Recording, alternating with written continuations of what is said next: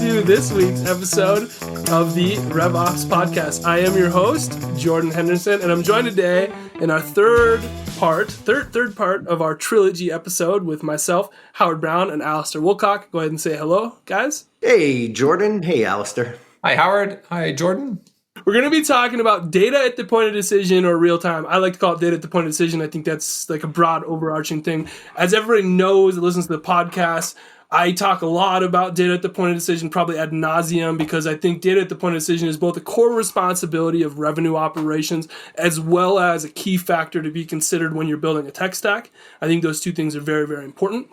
So, Howard and Alastair, y'all also spend a lot of time thinking about the role of real-time guidance data at the point of decision during the sales process and how important that is for sellers.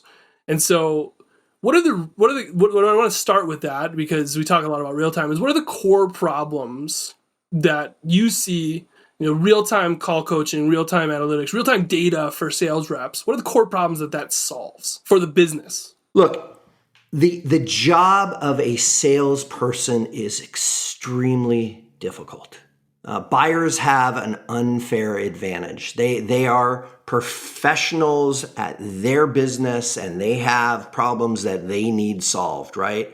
A seller represents an organization and has to understand an application or a service as well as all of their competitors' products. Then they need to either reach in or they need to be responsive to somebody who's reached into them and essentially know all of the information so that they can be prepared for that moment where they engage with a professional that's interested in their product or service. That is an incredible task for any human being, right? And that is what we expect from our sellers. We expect them to get on the phone. We expect them to go meet with businesses and in every moment be armed with the data, the content, the answers to address the very needs of the buyer. That is incredibly difficult. And it's why very few reps actually hit quota. It's why we see a horrible attrition rate amongst salespeople. It's why the lifetime of a sales rep is on average 18 months, and you only have a third of your reps even hitting quota. These are horrific challenges. And so what does real-time information, real-time coaching, real-time moments truly provide?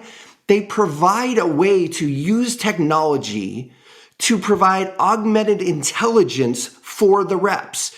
It is the ability to know that no matter what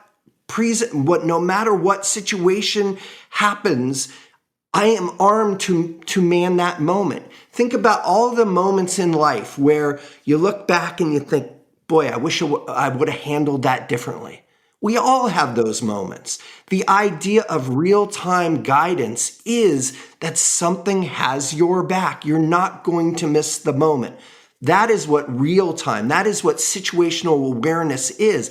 No matter who I'm talking to, no matter what situation I'm in, I'm armed for it. That is the unfair advantage we're giving back to salespeople. Yeah, and for what I sort of like pulled out of that is the core problem you're solving, rep retention being a huge one. You touched on that a few different ways, right? Like providing real-time coaching to sales reps will help with rep retention because of a second core problem you're solving, number of reps hitting quota, right? Like if you solve both of those two things, like real-time those are core business problems that providing data at the point of decision for your sales reps can help solve. Alastair, anything you would add to that?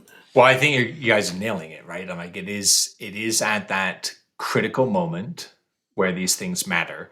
Now, my head was going to, okay, well, we agree, but the question is how, right?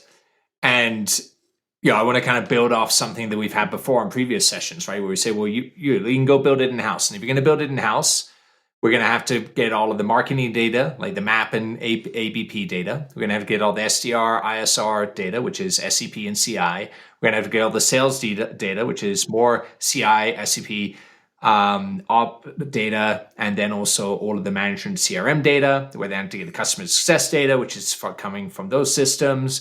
We're going to have to link that to the ERP data sets. Like there's a whole bunch of stuff that actually needs to come together, and you can do it. But I just go like, it's time, Jordan. Like it's time to value pulling that together in complexity.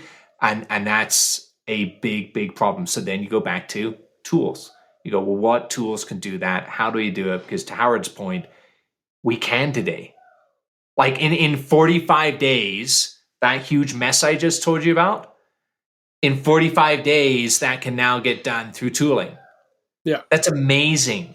You think we actually live in a time where in 45 days, I can deal with my rep ramp time, I can deal with quota issues, I can deal with all of that stuff? That's unheard of. And you couldn't like 5 years ago, but we can now. Right. So I think it's important to understand how complex this is and all those attributions that are needed in order to pull it off, because I think there's a bit of disbelief that these things can happen in real time. But once you figured it out, you totally can. And the insights, I will just say this. The insights are amazing. Using revenue.io, by the way, is what he's talking about. So just so everybody listening, he's talking about the company he works at. Sorry, yeah, I am talking about revenue.io here. But when I came from Gartner, so just for context, almost half a decade at Gartner covering all of these technologies, and and then seeing what Howard and the Revenue.io team. Obviously, I made the switch, right? Came over, but you do look at it and suddenly go, wow, the fact that you can do it in real time and discern things like, oh, when and how I should be connecting with the buyer, what channel I should be engaging in. Not just so then when I am talking with Howard, here's what to say, how to handle certain things, how to object, all of those things are going on. And you sit there and go, well, that's static. That's probably good for an SDR. But the fact, my behaviors can get better. My emotions are improving week over week, month over month. So the things I was getting notified on and helped with on day one are completely different on day 90 and day 180. I say to Howard these days, this space is eventually sales reps are going to say, I'm not working for you unless you have these technologies in place. Totally. It's going to be part of the interview process. But I do think that he illustrated a very important point, which is the tool gets better. It's not generalized. It's contextual to who you're talking to what the situation is, to where the opportunity is, for example, I talk very differently in an early stage deal than I may be talking to a procurement officer, right? Like I'm negotiating some hardcore things with a procurement officer. I don't want this tool to be notifying me about certain things that I should have done in a early stage op, in a discovery. And that's what's so brilliant is it ties together where you are in the opportunity, who you're dealing with, what is the situation, and then it continues to grow and learn. That's the power. I love it. We're not going to do this week on LinkedIn this episode. We're going to do something a little more fun, which is think about real-time guidance. You're a sales rep. You're on a call. There's a thing popping up saying, hey, you should ask this instead. Or you should do this differently, right? Super important. When's the time in your life, personally, when you wish you had a little thing pop up that said, you should do this differently. You should do this slightly differently. Do better here than you're doing right now. Give me a personal example. You got any fun stories? Well, I think what you're talking about is times where I've stuck my foot in my mouth. Yeah, that's right? Exactly what I'm talking about. Yeah. So when I was developing moments and when we were applying for patents around moments, those sort of things were so top of mind because every day I stick my foot in my mouth, whether it's with my wife and I wish I would have said something different, or my kid says something and I'm like, did I just parent that way? Did I parent that way? I think that one shining example of me sticking my foot in my mouth would be on Mother's Day. And I was with my mom and she was pointing out how much trouble I was as a kid. And I sort of wanted to Well, I felt a little bit embarrassed because my kids were there, although they've heard most of these stories. Right. And rather than just letting her kind of be there, I kind of bit her back. Like I kind of jumped back at her.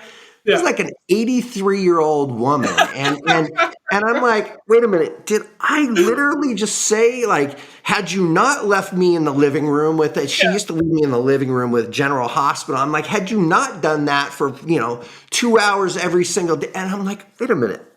I grew up in a different generation. So the truth of the matter is, Jordan, every day I stick my foot in my mouth. I love my mother. I hope she's listening dearly. She was incredible. She raised my whole family in an amazing way. But boy, I wish I had Google Glasses with my Moments product built in that literally would have heard that question and prompted me to say something very different. First off, I love the story because I think it's an important framework when you think about real time, right? Because it's like everybody does that. Everybody can think of something where they're like, oh my God, like I wish I would have done that. For me, when I graduated law school, I was doing OCIs, on-campus interviews, right? You get invited to like interview for big firms, and I got invited to 2 OCIs, which like I couldn't actually believe I got invited to any OCIs. And me both. I know, right? Crazy. And I ended up working for one of them, but the first one, I ended up working for the second one. The first one, I was 22. I was so nervous. I did the full interview and I got up and walked away. I didn't shake the hand of the person interviewing me. They literally were like, great, see you later. And I just got up like, yep, see you later, walked away. And I got a rejection email that was like, hey, we thought you were a great candidate. By the way, you should shake hands with the person interviewing you. We're going to pass. Like, it's like, by the way, if Dan is listening to this, you're kind of a dick. That was a mean thing to send to a 22-year-old and a mean reason to pass on a lawyer. But at the same time, I really like same. I wish like in that moment, somebody, hey, like shake his hand. I would have turned around and shook his hand. I would have got that job, right? Like totally different scenario. And so, but it's just an important lens for everybody to think about like the decision-making process. That little bit of extra data can go a long ways for a lot of people. All right. Well, here's actually one that pops to my mind. I had emigrated to America and was heckling my company in a different country around football teams, American football teams. And Super Bowl was coming up, and I'd moved to Colorado, where the greatest football team in America happens to be the Denver Broncos. I think you meant Pittsburgh, where there's 6 Super Bowls, or maybe New England, where there's also 6 Super Bowls. Not Denver, that has 4. Probably. I'm sorry, you were breaking up on me there, but I'll keep going. Yeah. Anyway, so I wrote up this big long, I thought was humorous, heckling email to stir everybody up into company. And in it, I had misspelled bowl, Bowel. And to this day, every Super Bowl, 17 years later, I still get people ping me, go, how are your bowels today? Your bowels doing okay? You gonna have some super bowels? Yeah. So in a way, maybe I missed the moment, maybe I didn't. It created a memorable moment. I thought it would have been the time where we were watching football and you said goal.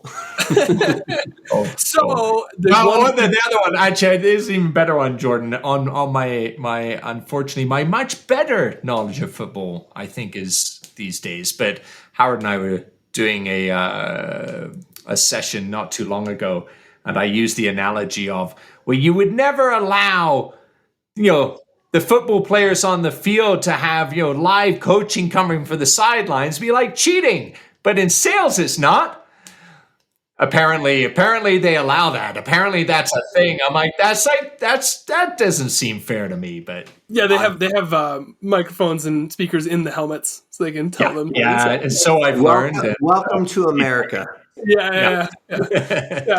But again, super important. Everybody text Alastair happy Super Bowl next February when that happens again, because that will be super important. And I'm going to cut it short because I know we're running out of time, and Dave is going to ping me in a second and say, hey, get the heck off this podcast. Everybody, thank you again. This is the final episode of the 3-part mini-series. Hope everybody enjoyed it. Give us 5 stars wherever you listen to podcasts. And maybe, instead of this week on LinkedIn, maybe instead of LinkedIn questions, send us your moments where you wish you had real-time call coaching. And hopefully they're not as bad as Super Bowl. Super Bowl!